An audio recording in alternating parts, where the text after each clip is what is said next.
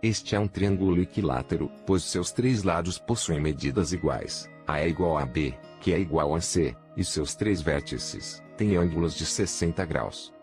Um fato interessante é que um triângulo equilátero pode ser dividido ao meio, e formar dois triângulos retângulos idênticos.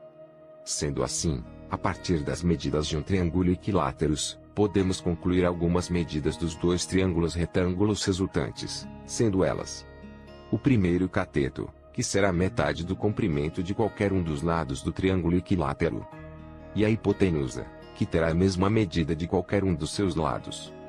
Com essas duas medidas, podemos facilmente calcular o valor do segundo cateto, através do teorema de Pitágoras. A soma dos quadrados dos catetos é igual ao quadrado da hipotenusa. Para podermos calcular a distância entre o Sol e a Terra com relativa precisão, podemos usar nosso conhecimento dos triângulos.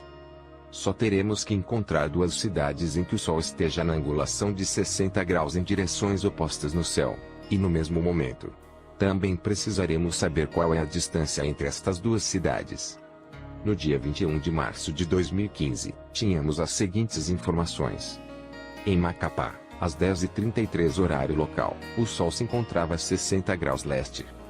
No mesmo momento, em Malabo, na Guiné Equatorial, às 14h33 horário local, o Sol estava também a 60 graus, porém, na direção oeste no céu.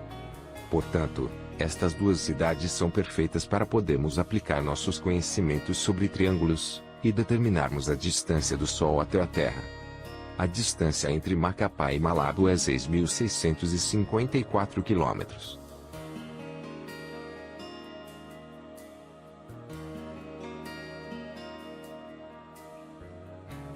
Vamos começar a construir nosso triângulo, colocando a distância entre as duas cidades, que será a nossa base.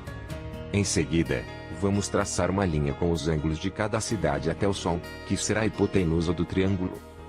Vamos então criar uma linha, que irá do Sol até o meio da base, para formarmos dois triângulos retângulos idênticos.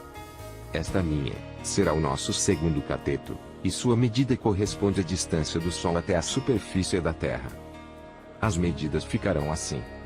O primeiro cateto é igual a 3.327 km.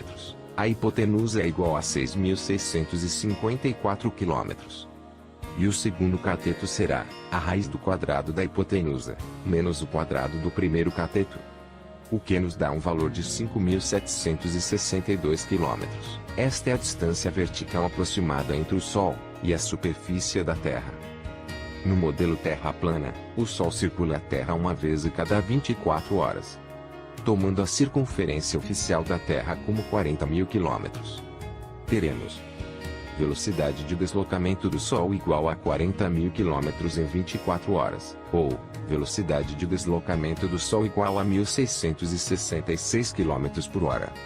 Entre as 12 e as 18 horas, são 6 horas em que o Sol se desloca do zênite para o horizonte. Então temos, distância percorrida é igual a velocidade de deslocamento, vezes tempo decorrido. Distância percorrida é igual a 1.666 km por hora, vezes 6 horas. Então, a distância percorrida pelo Sol, entre as 12 e as 18 horas, é de, aproximadamente, 10.000 km. Agora que já sabemos a distância do Sol até a superfície da Terra, e também quanto ele se desloca entre as 12 e as 18 horas, podemos calcular a que distância o Sol se encontra quando está na linha do horizonte. Vamos novamente construir um triângulo retângulo, começando com a linha que vai do observador até o Sol, que será nosso cateto A.